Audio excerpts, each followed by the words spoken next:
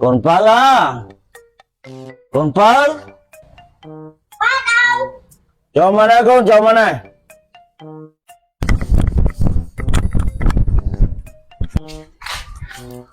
Thế nào? Mau.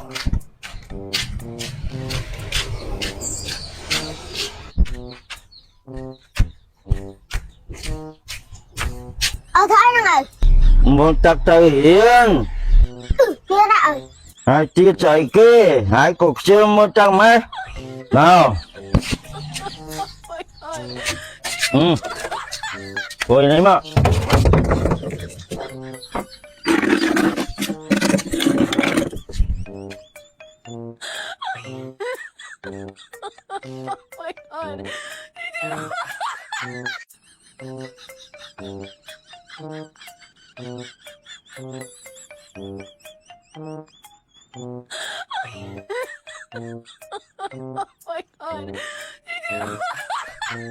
Ấy nó ở sao nè.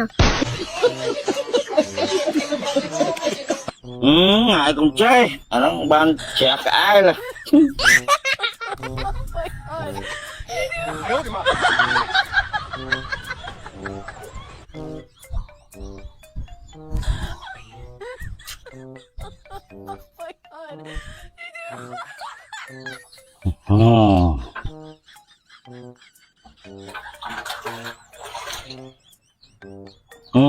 Bạn ơi, được không? Ngon luôn nè. Nó thật cho người thật là khoai ngon này. Đúng là đây ông ơi, vắt ốc nè. Hãy chết ha, mà bắt được nó bây giờ nó. Ngon buông mà ngon ngon sao đâu. Ngon sao cái gì? Hay là không chẳng á hả? Tao hiện vô cho một mỗi ở vào báo. Cơm. Giờ thả đặt mấy ngày đặt ba con chắc nó chưa ta sao này. Đi lên nha. Thời chắc đua là.